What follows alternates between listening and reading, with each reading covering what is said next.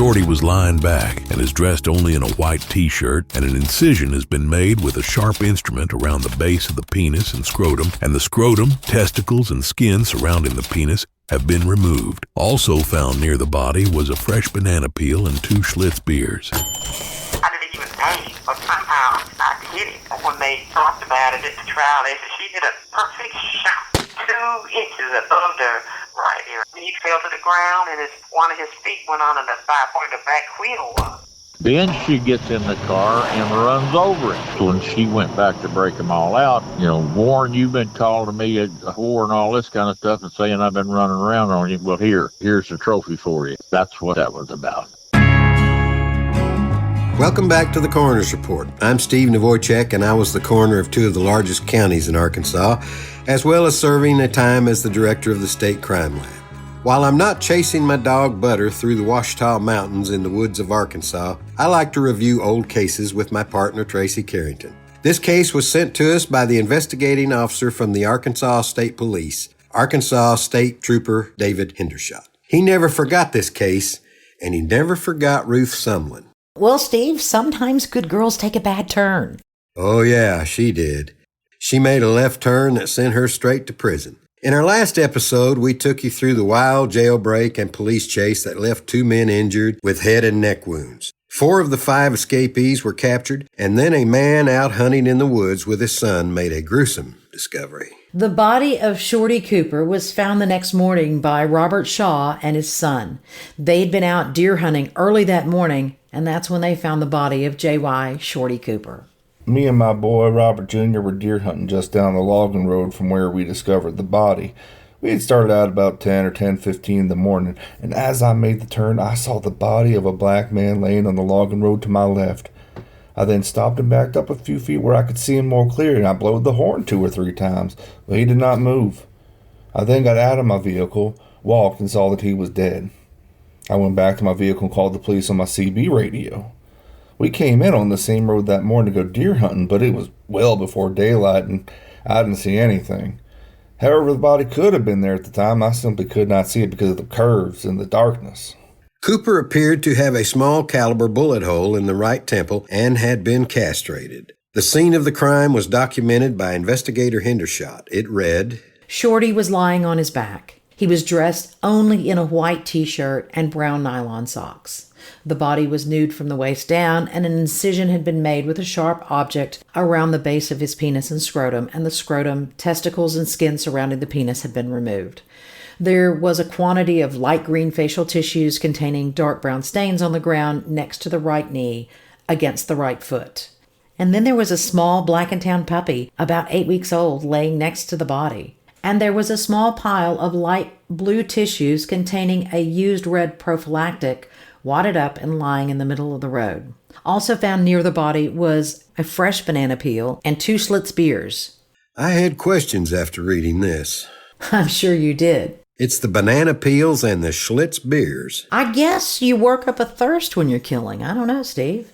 The bananas, the reason I got the bananas is because they were fresh. They hadn't even turned dark. So apparently Ruth and them had ate them, and I thought maybe I could get some kind of evidence off of them. When you go to a crime scene like that and you ain't got no suspects and you don't know what the hell's going on, you just take everything that's there. I wanted to know why she might have castrated that man and what she did with the bits. So when in doubt, I asked David Hendershott. When she went back to break them all out, Warren, you've been calling me a whore and all this kind of stuff and saying I've been running around on you. Well, here's the trophy for you.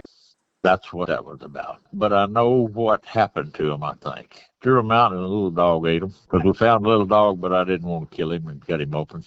Police realized quickly the dead man was the owner of the car Ruth had used in the jailbreak the night before. Now remember, Ruth and Warren had been arrested after a wild night and were being held in the Fordyce jail, so after visiting the murder scene, lead investigator David Hendershott headed to the city jail to interview Ruth and Warren. I get a call. I just got through working the crime scene, the break-in and the homicide out there at the garbage dump. When I get over at Fordyce jail, it's just a little tiny jail. When I walk in to interview Ruth and Warren, Ruth is sitting in the main room in there, not even in jail, on a stool, drinking a Coke and talking to the chief.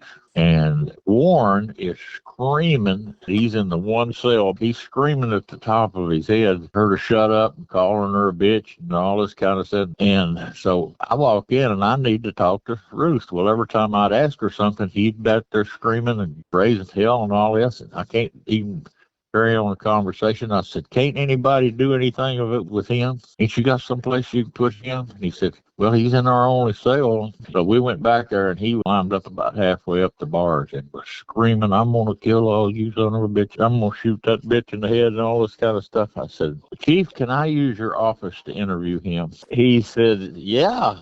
But he says, he's crazier than hell. And I said, I've been called the same thing. Open the door. So they unlocked the door, and I went in. And I took Mr. Warren Sumlin into the chief's office in there and shut the door, and I proceeded to give him his rights. And when I gave him his rights, he decided he wanted to get mean and assault, and he didn't want to cooperate. Hendershott tried to get a statement from both of them that day, but both Ruth and Warren were pretty tight-lipped. Hendershott knew that Warren was in charge. Even today, Ruth says Warren controlled her, and had it not been for their meeting, she would have never been involved in this. I think he was mean as a road lizard. I've been in law enforcement for a long time, worked organized crime and major case unit and all this kind of stuff. I've worked the Dixie Mafia. I've worked all these bullshit badasses. And these strutting peacocks out here that crow the most and fluff up the most and do the most, they start crying and wanting their mama. Now, that guy that's sitting over in the corner and he's keeping his mouth shut and he's not saying nothing, you better watch him. He'll hurt you. All these badasses like Warren, if he's dealing with a woman, it's 99% bullshit because he knows he can't back it up. So he's got to scream and holler and act like a fucking fool and all this kind of stuff. It wasn't long before Sumlin admitted that she had killed Shorty Cooper and also admitted to shooting Thurman Moore Jr. Now, by Sunday, Ruth confessed to most of the crimes. When I went in there to interview her, I've interviewed a bunch of people. I thought, well, I'm going to have to crank on this one. I'll be here for a while. I sat down and, man, she just opened up and just told me everything from A to Z. The only thing that Ruth would not admit to, she admitted to the jailbreak. She admitted to having sex with the guy who stole his car and all this kind of stuff. She admitted to shooting him in the head and running over him. She would not admit to castrating him. But when I arrested her, she had a knife in her purse with blood and pubic hair on it. Ruth and Warren Sumlin were charged with capital murder, escape, and aggravated robbery, and then held without bond. Both were assigned public defenders, and the judge ruled the trials would be held separately. That makes sense, considering Warren didn't kill anyone. I mean, at least in Arkansas. The prosecuting attorney, Mike Kynard, was a friend of mine, and he wasn't playing. He told the court he was seeking the death penalty because Cooper was murdered during the commission of another felony, a robbery, or the jailbreak. The story was big news in the region. The state was tasked with proving that Mrs. Ruth Sumlin, 23, killed J.Y. Shorty Cooper, 41, of Magnolia, to steal his car and to use the vehicle as the getaway car when she freed her husband from the jail in Magnolia on November the 24th. Two of the three other escapees were also back in custody. Jackie Moore, the fourth escapee, was comfortable in Michigan, hiding out at his mother's house by the time the others were arraigned. It amazes me that he traveled from Magnolia, Arkansas to Little Rock, which is about 140 miles, to hop on a plane and then hide out in Muskegon, Michigan. Eventually, the long arm of the law reached out over 1,000 miles and grabbed him.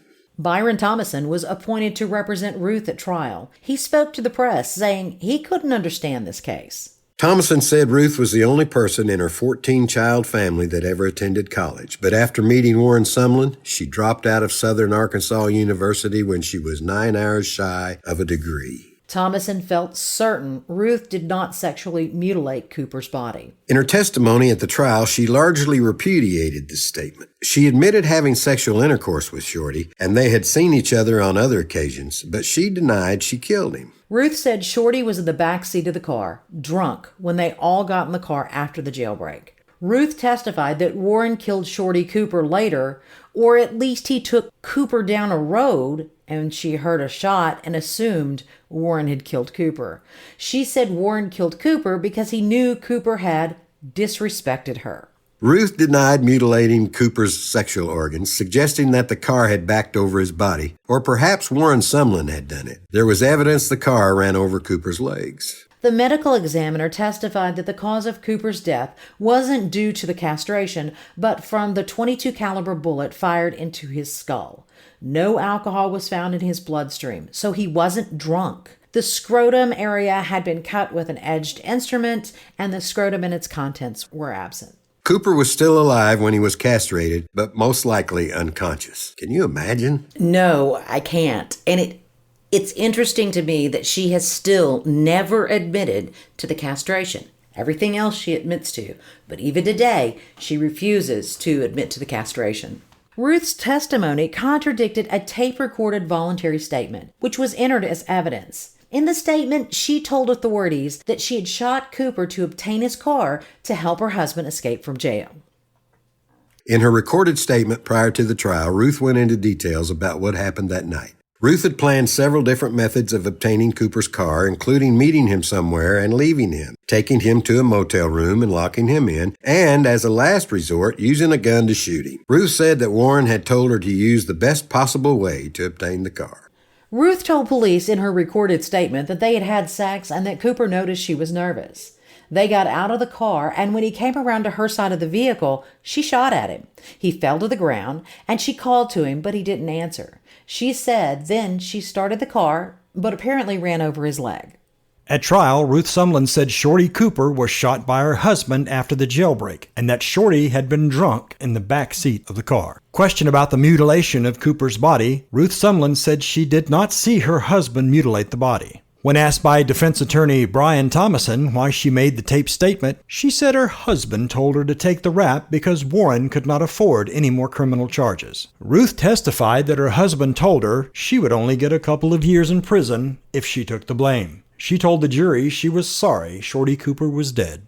Both Thurman and Jackie Moore contradicted Ruth's story about Shorty Cooper being in the car at the time of the jailbreak. Ruth totally changed her story at trial. All for the love of a man. Well, that's a hell of a reason. No doubt. In court, Mike Kynard, the prosecuting attorney, read from the letter Ruth had sent her mother, admitting she had shot Shorty Cooper. Kynard also reminded the jury that Cooper's wallet, gun, and the knife she used to castrate him were all found in her purse at the time of the arrest. That's just damning evidence. In fact, the crime lab reported type O blood was on the blade of that red-handled knife when it was found in Ruth's purse after arrest. Of course, this was again before DNA, so blood typing was all we had in our bag of forensics. Ruth was found guilty of capital felony murder by a jury of 8 women and 4 men in the slaying of J.Y. Shorty Cooper of Magnolia. Ruth was sentenced to life in prison. Mike Kynard, the prosecuting attorney, said he was extremely gratified by the jury's verdict. He said the jury was very sincere and appeared even anguished at times making this verdict. Ruth told the press she had lied to her defense attorney for 4 months from the time of her arraignment until trial about whether or not she shot Shorty. Brian Thomason, her defense attorney, told the jury that Ruth was a fool and that he begged her not to be a fool. Finally, right before the trial, she told her attorney that she did not kill Shorty. Thompson was quoted in the paper saying he had a gut feeling that Ruth was innocent and that Warren had committed the crime. Warren Sumlin was tried separately, and his trial was delayed due to the publicity surrounding Ruth's trial and the conviction. Surprisingly, Ruth was set to testify at her husband's trial, and well, her story changed again. Ruth testified under oath at Warren's trial that she and Shorty had sex, and he argued with her, so she grabbed a pistol and shot him. The prosecuting attorney, Mike Kynard, even had her read back the testimony she gave at her own trial during her husband's trial, where she clearly stated that her husband had ordered her to kill Cooper. Ruth said on the stand that she may have lied at her own murder trial to save herself, but that she was telling the truth when she now admitted to killing Shorty Cooper. The prosecutor told the jury they should consider Sumlin's 2 previous convictions for crimes involving violence and other aggravating circumstances when they were deliberating. It only took the jury about 2 hours to decide. 41-year-old Warren Sumlin was found guilty of capital murder for his alleged role in the shooting death of J.Y. Shorty Cooper, 41, of Magnolia. The jury of 7 women and 5 men recommended Sumlin be sentenced to death. So Ruth was sentenced to life, and Warren was sentenced to death by electrocution. He would never see Arkansas's version of Old Sparky. In 1981, the Supreme Court of Arkansas reduced Warren Sumlin's sentence from death to life in prison without parole. That was the same sentence Ruth received. David Hendershott explains. That case made the Supreme Court. There's a Supreme Court judgment out about it because when it went to trial, the jury gave Warren Sumlin the death penalty, and they gave Ruth life without parole. But she's the one that actually did the killing. And so the Supreme Court came down with a decision, and it's still on the books. You can't give the shooter life and then give the people with him death. The Supreme Court said the Columbia Circuit Court may have erred in the sentencing phase by requiring Miss Sumlin to testify about conversations that were privileged and confidential communications between husband and wife. The court said another factor in its decision was that Miss Sumlin had received a life sentence without parole for the same crime. She was just 9 hours shy of a college degree in psychology. It is just hard to understand why Ruth went down this path. Well, there are clues why Ruth ended up with Warren in some of the press coverage after his death penalty case was overturned. He wasn't really just a dumb criminal. Warren Sumlin writes poetry to legal notes and reads everything from the Bible to Penthouse magazine. He remembers Thanksgiving in 1977 when a Columbia County man was murdered and the next 3 Thanksgivings on death row. In prison, Warren found his calling, and it was a bit surprising. He went to go into the penitentiary, and I think he hooked up with the Muslims in the prison and went to culinary school. Warren Sumlin spoke to reporters 5 years after his trial, after his sentence was commuted to life in prison. I was more apprehensive than scared while on death row. The new governor promised to speed up the execution process, and all the inmates panicked. It was instant. It was right there on you, and it was quick. You didn't know it was coming. Then all of a sudden, you hadn't got a chance. It just made it all much more real to you. I came here with the understanding that I was going to be put to death, and every day that was a constant fight. When you're on death row, you finally realize you're sentenced for one thing, to be killed. That's very hard for lots of people to deal with. I realized that something was bigger than me because I was trapped, in a little old cell. I'm by myself, and I'm sentenced to die. So what can I do? I prayed. I believe that's why I'm off the row, because of my prayers. Prison has changed me. I have a tendency to concentrate more. I do a lot of meditating. I can't possibly be the same person I was. I don't make any quick judgments. I miss my wife, son, and 2 granddaughters. I would like to share with them the prison's Thanksgiving dinner of barbecued ribs and turkey and dressing. Warren had been married before and did have 1 son, but it's not clear in that newspaper article which wife he missed. Did he miss Ruth or did he miss his first wife? Either way, Warren Sumlin never got to have another family Thanksgiving dinner. He died in prison August 9th, 1999. Meanwhile, Ruth Sumlin finished her degree in prison through correspondence courses. By 1993, she was part of a prison quintet known as the Prodigal Daughters. The group traveled the state singing gospel music and telling their stories as a warning to other women. As for the rest of the escapees, Thurman Moore, Donald Biddle, and Troy Lee Biggs were all sentenced to 5 years in prison. Jackie Moore was charged with first-degree escape and unlawful flight to avoid prosecution. It took a few months to track down Jackie Moore, but as luck would have it, lead investigator Bulldog David Hendershott was there. Just as a coincidence, I just happened to be at the sheriff's office late one night, and I stopped in there to get a cup of coffee with the jailer, and I was sitting in there, and the phone rang, and I answered it, and they said, "This is police department, and we have a car stop with 6 black males in it, and one of these black males gives a phony ID and everything, but he is from Magnolia, or had been in Magnolia, Arkansas." Said, "Yeah, he wanted to escape. He's the one who had the money." And I said, "You mean to tell me he is alive?" And they said, "Yeah, I put his ass in jail. I'll be up there 2 days to pick him up." So we went up and we arrested him and we extradited him, brought him back to Magnolia, and I got him in the sheriff's office in there. Now, this is a good 4, 5, 6 months after the case happened. And I'm saying, "Now tell me, you said that they tried to shoot you and you ran off and they shot your buddy over there and then you hit the woods and with Warren chasing you." I said, "They tell me they shot you." He said, "No, I didn't get shot." And they stuck the gun right up the back of your neck and pulled the trigger, and it went pop. And he said, "No, I didn't get shot." And he said, "But you know what? When I got off the plane up there in Chicago, I had the damnedest headache, and I put my hand back there, and there was some blood on my hand." I said, "Load your ass in my police car." are. I took him down to the emergency room. They x-rayed him, and right now today, he has got a 22 RG bullet in the base of his brain. Meanwhile, Ruth's been in prison for so long that she kind of has seniority. Right now, I'm number 4 from the top, and I'm going on 47 years. Quite a few of the people I've known for years in here, they've passed already. They didn't make it. In 2008, the Arkansas Parole Board recommended commuting Ruth's life sentence to 36 years in prison. Ruth wrote that she would like to live her remaining years free and said she was no threat to society, that she wanted to be released to help her ill family members, and she said that she was a changed person and could be a great asset outside prison. The Columbia County Sheriff and the prosecutor both opposed clemency. Arkansas Governor Mike Beebe denied clemency.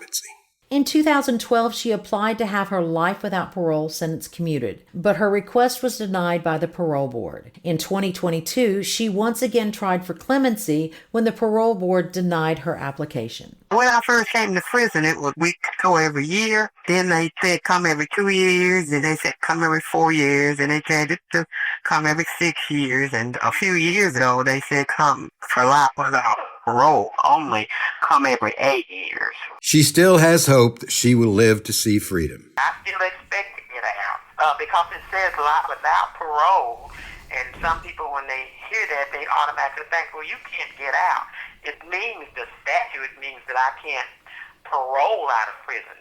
When I go, I'll just be what they call flat. Today, Ruth Sumlin is 70 years old and is confined at the McPherson unit in Newport, Arkansas. Ironically, after her trial, when she was taken from the Columbia County Jail to the women's unit in Newport, and it wasn't her first trip. I had actually come to the prison about a year before from my criminology class, and I had visited the women's unit, which was a new unit at that time, so I already knew the layout of it, so I knew where I was going, and they took me on a Saturday of all times to get me out of that jailhouse, away from my husband. It was a good thing, actually. Ruth quickly adjusted to her new life in prison. She clung to her faith. I was blessed. The Lord has taken very good care of me ever since I've been in the penitentiary from day one. He's given me favor every time with the administration, with the warden, and that warden, Miss Carruthers. She took a liking to me.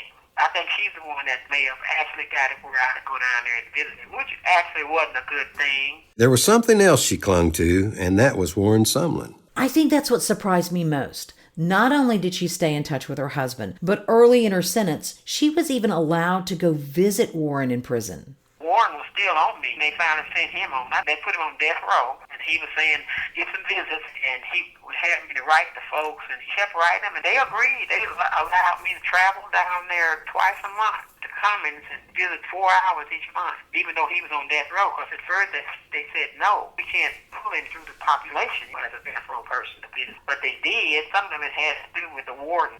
And I visited him, I want to say 3 years before they cut out visitations like that. Ruth's religion played a huge part in remaining married to and continuing to use Warren's surname. I'm his husband's name. I won't use it out there. She continued to stay in touch with Warren throughout the remainder of his life, and she did talk about how he was still manipulating and playing the system. Everybody always thought he was so nice when they met him. That's just the way he was, and it wasn't that I was attracted to him or he was especially good looking and all that to me. It just, I don't know. I'm not sure what it was. A charmer and a con. I got the impression that he was spoiled, that his mother had spoiled him all his life. He was addicted, and he'd tell me how he threw his mother real bad and cuss her out and threatened her until she got in it. And he'd make her drive him to the dope house, and he'd go in there and get his hit. When he come back out, he'd be all charming and happy. Ruth is considered a minimum risk to reoffend. She is remorseful about the murder and about the jailbreak. But, I felt bad, too. I really felt this was an awful thing I did. I did not have the thoughts or the whatever it took. I just didn't have it to do anything different. Ruth has had a long time to think about what she did and why she did it. She even had time to write a book, but it's never been published. My psychiatrist friend, he said, maybe you were just supposed to do it to get it out of your system. And I think it helps because I've never gone back and reread it. I guess just writing it shows how I became what I was and what I did. In the police files, in court, and even today, Ruth has always consistently denied that she castrated her murder victim. But David Hendershott thinks he knows why. Warren didn't tell her to castrate this guy. And that's the one thing she would not admit to, but I knew she did it. And I found out why from talking to the other inmates. It's because he berated her so much over being in love with this John. She wanted a trophy to show Warren to prove that she did not love him. She didn't know what she was doing. She never castrated anybody any before. Well, found red handle knife, the one that had the pubic hair and the blood on it. It was in her purse whenever they arrested her. It looked like one of these cheap switchblades you buy, but I don't think it was a switchblade. I think it was a folding bladed knife. It was probably 4 inches long closed. It all added up. She was the only one there. To this day, even the lead investigator, David Hendershott, wonders how Ruth fell for Warren. She had it made. She was intelligent, making good grades. And then here comes this guy, this hard case pimp out of L.A., and just turned her upside down. I never did find out what attracted her to him. I didn't think he was that attractive. Today, Ruth is a model inmate. It's been 48 years since she's been in any kind of trouble, but she's certain she will not die in prison. This concludes the final part of Ruth Sumlin for the Love of a Good Woman on the Coroner's Report. If you like our content, please remember to like and subscribe. And if you have questions, please reach out to us on our website at thecoronersreport.net or on any of our social media platforms. A special thanks goes to Ruth Sumlin and David Hendershott for sharing their memories. Also thanks to voice actors Chris Schaefer, Alan Prather, and Savvy Valentine. Copyright 2025 Aussie Grove Media Group, LLC.